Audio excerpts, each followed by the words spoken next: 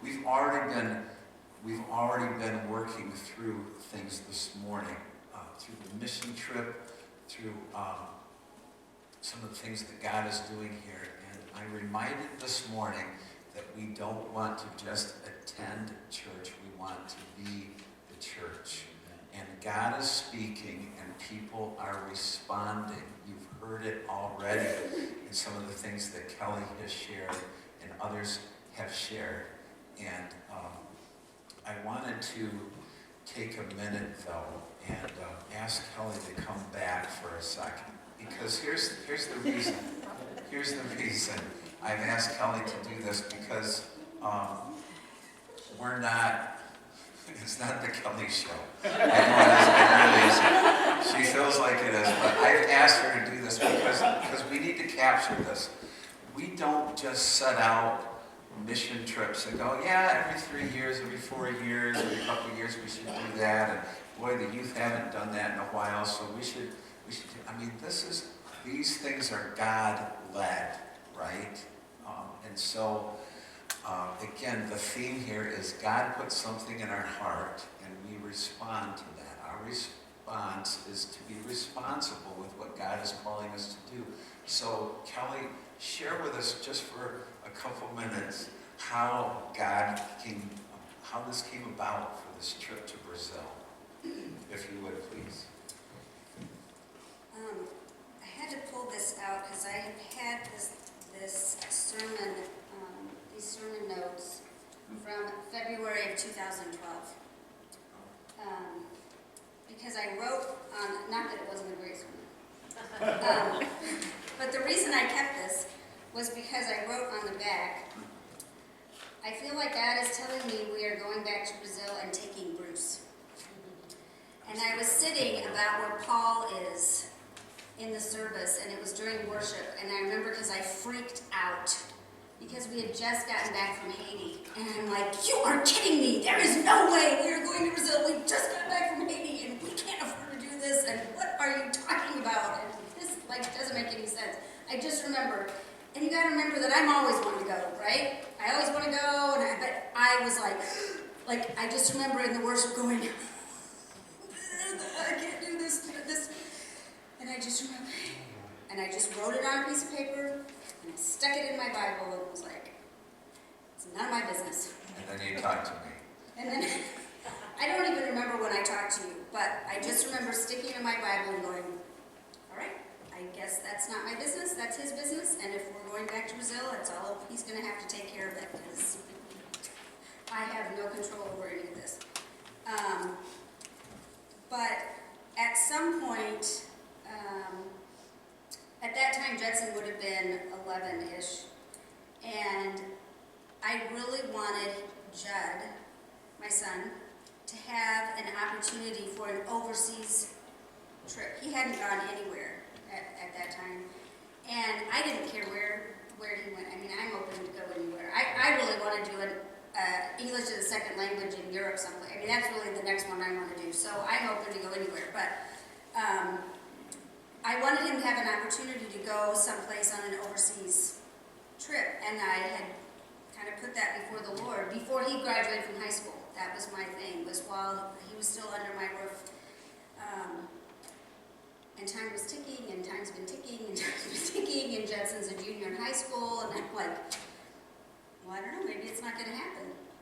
And it's just my thing, and I could, I could maybe try and put something together, but I'm not going to do that. If it's not of the Lord, it's not going to work, and it's going to be a disaster, and but the beginning of November, Susan Lovelock and I were out for eating. I don't know what we do. And I just nonchalantly said, I really want Judson to have an opportunity to go on a trip, an overseas mission trip before he graduates from high school. And bam, I really want to take Katie somewhere. Where are we going? Where? And I just knew the Lord was like, it's now. It's now. I mean, when you get that feeling? Have you ever had that feeling from the Lord that was like, it's like the shaft of light comes down and the angels are singing and he's going like, this is it, this is the moment. And I just looked at her and she looked at me and we're like, this is it, this is it. And then, unbeknownst to me, the Owsleys are coming, our missionaries to Brazil. And I went, oh, and they're moving back to Sao Paulo. So of course I think, well, I guess that's it. This is how it's, of course, how it's going to play out. We're going to go back to Sao Paulo. And then Bruce goes, or then Dan says, oh, you're going to go someplace else. So you understand why I never have answers about the trip, right? Because I always think it's going to be someplace, and it's never where it's going to be. So, yeah, so that's how it came about. The Lord just said, this is what's happening, and confirmations happen, and things start moving, but it's taken since 2012. I mean, this isn't like something that, you know, that I was just, hey, let's just do this. It's just something that the Lord had placed on my heart. He told me something in 2012. I don't know why he told me in 2012. I don't know why. I don't know. Do you know why he does what he does? Because I don't know. But he did, and maybe it was just to give me a promise that it's going to happen. You're going to go there, so just hang on, and it's going to happen. And so that's how this trip came about. So that's why I know we're supposed to go.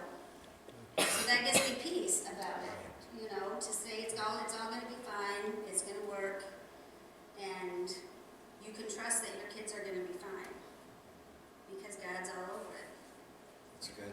Thank you for that.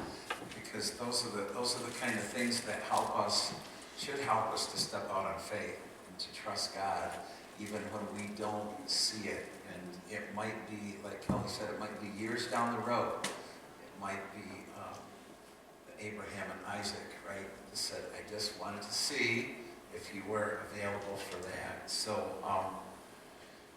that's exciting, and we always believe that if we're not goers, we're senders, right? We're helping people to get there, and especially our youth and are just trying to make it through school. So we're going to continue to let God speak to our heart about that. Another thing that people are responding to, I didn't even know about this one, but Jennifer received a letter. We talked a lot about this in our board meeting this last Thursday, so that's why I bring it to you today. There's just so much, and you won't know about it if we don't share about it. And so it's important to know this stuff, but because we need to recognize that God is at work. And again, He's speaking and people are responding. Someone who doesn't even live near here enough to go to this church had it in their heart to help us financially. If you remember, I don't know if you do or not, there were only 23 of us at the society meeting back in November, but we voted through the board, and Don did a lot of research and others to check out. We needed another riding lawnmower. The other one that we'd had served us for 17 years, and it was a good one, but it was time to get something else. It was not reliable. And so we ended up doing something we don't normally do, and we took out a loan from the conference to the tune of almost $8,000. And we had a plan with our superintendent and the BOA to pay that off within 5 years. A couple thousand every year. Jennifer had it all figured out, but anyhow, so we said, okay, well, we'll just put it in the budget, see what happens. Well, I just wanted to let you know that somebody gave an $8,000 check to pay for the lawnmower. So it's completely paid for.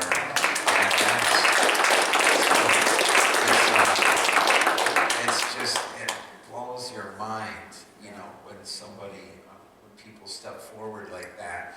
But again, God puts it in our heart to do it right and respond. I'm telling you, when we do that faithfully, we will never be disappointed.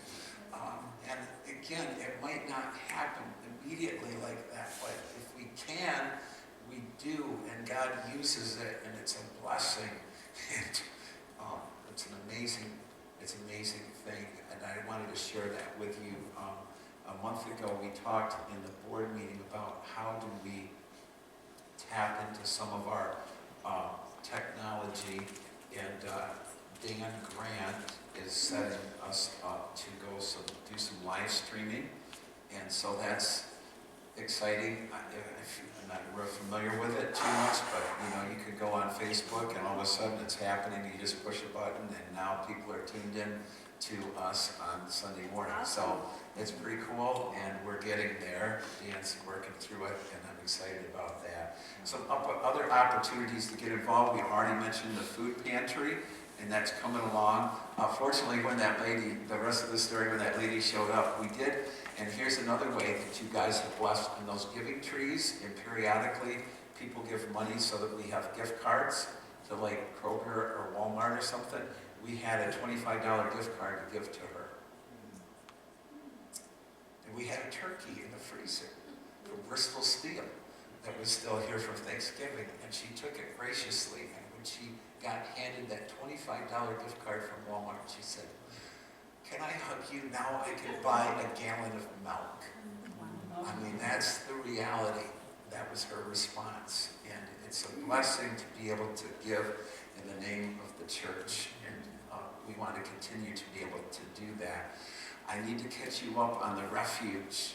Remember Andrew and his wife Tabitha were here and shared with us about the refuge and the need that's there. I'm just going to throw this out there. And I told Andrew, okay, I'm just going to say it. They have a need for some church to host people that are homeless for the week. Remember, it's a church gives a week. A church gives a week. They need somebody to host for February 23rd through March 1st or March 1st through March 8th. And I said, Andrew, listen, I was thinking like next year, right? We're just taking this one step at a time. But the board suggested that we just make it known. And if there's someone here this morning that says, I'm on it, I'll do it, let's get a committee together and make that happen, then I didn't want that. Again, if you don't know, if we don't tell you, you don't know. Another option would be if there are people that want to do certain things, and we didn't have a full team that would say, well, I could be a driver, or I could prepare some food, or I could help people sign in every day, or just to get exposed to it. That's also another option. But I'm praying that if not the next week or two, getting involved with a refuge like this, that we will wrap our arms around this ministry sometime this next year. But again, I told Andrew, I said, no promises, but this congregation is always surprising me. So you just never know. So there it is, February 23rd through March 1st, or March 1st through March 8th. If you have any questions about that, or would like to be a part of any of that at all, come see me, please, after the service. We also have the garage sale that's coming up in March, the 19th through the 21st, and no item is too big, no item is too small. So keep that in mind as well. Again, these are opportunities to be the church. I must let you know as well, of course, we still have the building project going on, and that's an opportunity to give. Here's another way that you can get involved. I'm going to ask Sarah Grant to come for a second and share with us something that she's doing. And again, this isn't something that you were just like, oh yeah, it's the month of March, so I'm supposed to do this because I always do this. But God's leading you to. Sarah is a very gifted teacher, and she is willing to share with us another class. Tell us a little bit about that. What's going on with that, Sarah? Yes, I am a teacher. Gold gifted. Just don't ask my middle schoolers. That's true.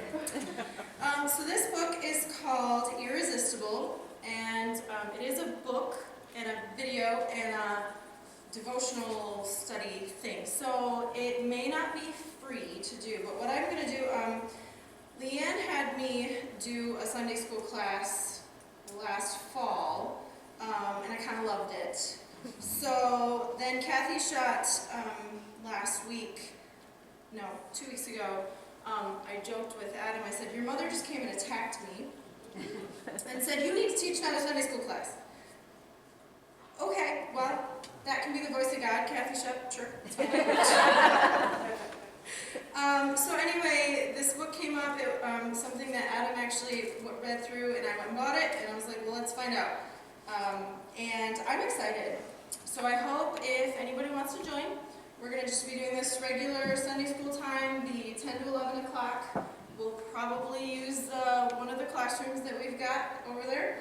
But I just want to read a little excerpt out of this book to kind of, I think it gives an idea of what the goal is. And I will point out, this could be controversial, which is good, because we need that sometimes. So, could be arguing, but we're going to argue in love, and it's going to be great. So, here we go. How did a religious cult birthed in the armpit of the empire, whose leader had been rejected by his own people and crucified as a wannabe king by Rome, survive in the face of overwhelming resistance? How is it that the same upstart religion would eventually be embraced by the very empire that sought to extinguish it? It's virtually impossible to explain. Anthropologists, historians, and even skeptics with agendas have reached the same conclusion. Something happened in the first century that resulted in Christianity spreading like an airborne disease. There was something about the faith of these first and second century believers that made it attractive, compelling, and seemingly irresistible. Sandwiched between the Jewish temple and the Roman Empire, the Jesus movement should have been buried right alongside its founder, but it wasn't. At this very moment, Christians from all over the world are visiting the ruins of the Roman Forum, while 1,500 miles away, tourists are snapping pictures of the Temple Mount. Rome is adorned with crosses. Jerusalem is filled with Christian tourists. Rome and Jerusalem are connected at the hip by the church. 2,000 years ago, the cross symbolized the power of the empire. Today, it symbolizes the power of God. Jesus stepped into history to introduce something new. So, you should come, and you should join me. So Dan, I call him Gator, but we might be doing this kind of together, but we're not totally sure because we're afraid arguing might be, a deficit to our marriage. So we'll see. But I really think you guys should join us if you can, and I will let you know more as we get closer. But it is in March sometime. We're starting once I get people in and stuff. So.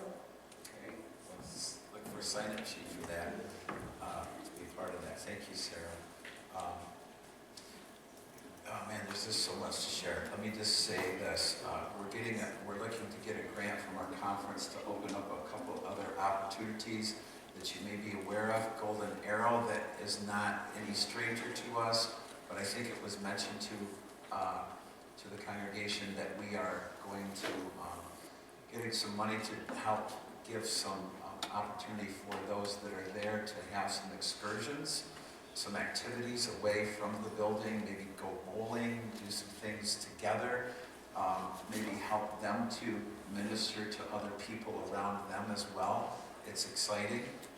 Another thing that we're looking into with Full Throttle, I mentioned to you that the River Ridge over here had given us an opportunity to maybe use their clubhouse to minister to children. We're trying to, at least initially, eliminate every obstacle that you could think of. We want it to be close proximity. We want to be able to feed the kids, help them, I don't even know, maybe with schoolwork. Again, I'm just throwing out ideas here.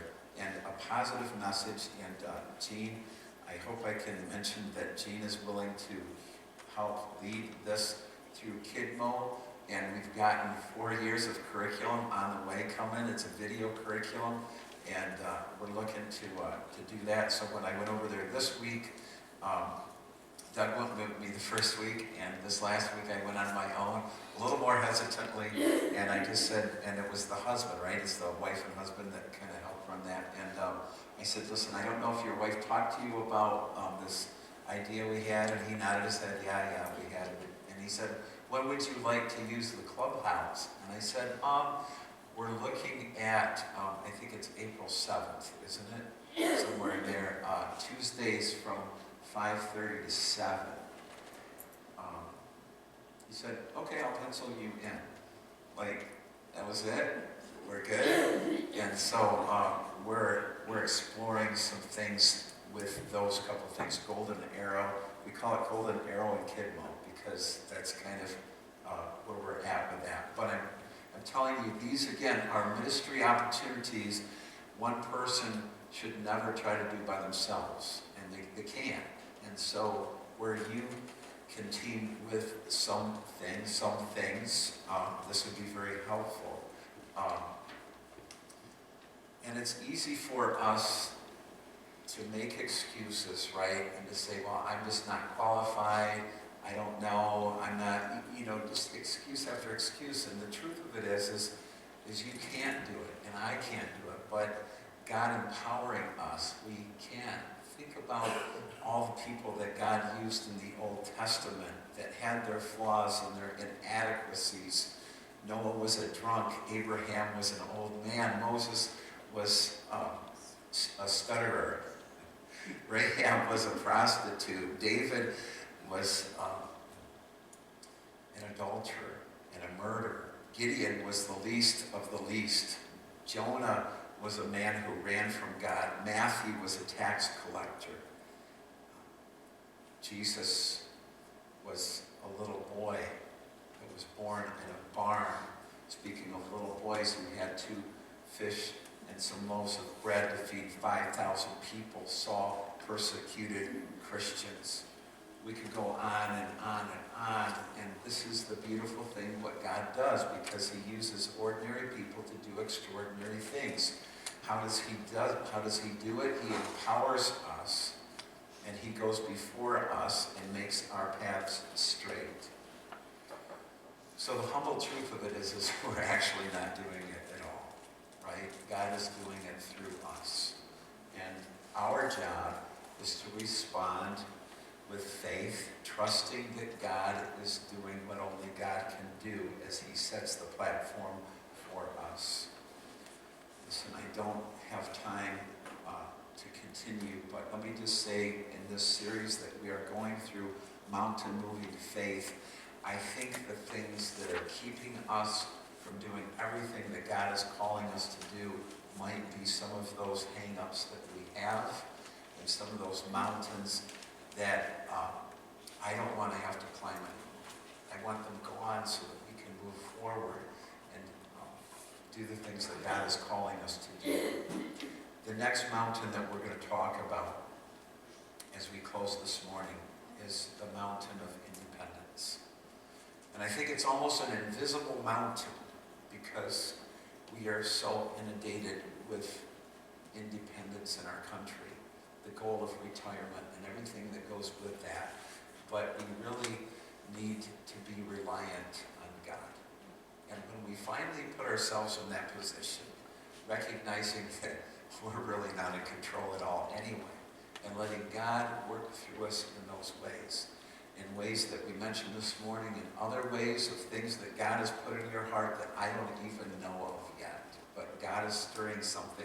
It might be something like Kelly experienced in 2012 that would come to fruition 8 years later. But God knows his timing, and he's planting seeds, and we want to respond as he speaks to our heart. So thank you for being a church that allows us to be the church in our community, in our world, because I would hate to just stand up here every Sunday with a traditional sermon just because it's 11 o'clock on a Sunday morning. And so we need to continue to see how God is using us outside of these walls into our community and trust him that he's helping us and empowering us and equipping us to do that. Not alone, but together as a body. So let's continue to trust him, and let's continue to step out on faith and allow God to be God through his people. Would you stand with me as we close in prayer this morning?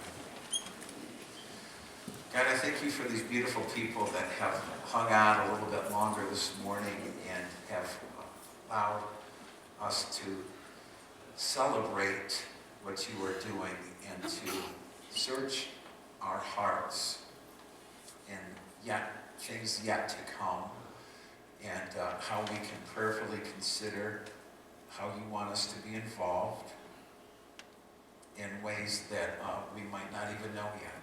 But God, help us to have an open heart, an open mind to the things that you want to do through your people, through your church, through your body, working together. And it's an amazing thing. And God, as we claim victory, and as we allow you to do what only you can do, God, and as these mountains fall away with the faith of a mustard seed, and allow us to take those steps that you want us to take so that we can be in a position that you can use us. And God, I pray that you would receive the honor and the glory in all that's accomplished. God, that you would help others to come alongside of us, maybe people that aren't even here yet, that are just stepping into it and saying, well, okay, what's next? Let's do this. God, empower us and enable us. Let us continue to come back week after week and say, well, God did it again. God is still working. Look what he has done. And God, we're trusting you for things that go beyond us. And we're going to be faithful to say yes in all that you're calling us to do. Because greater is he that is in us than he that is in the world.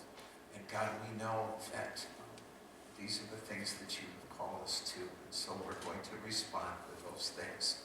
Because to him who is able to do immeasurably more than all we could ever ask or imagine, according to your power that is at work within us, for your glory in the church in Christ Jesus through all generations, we pray forever and ever. And all God's people said, amen. God bless you. Thank you. Have a great day. See you next week.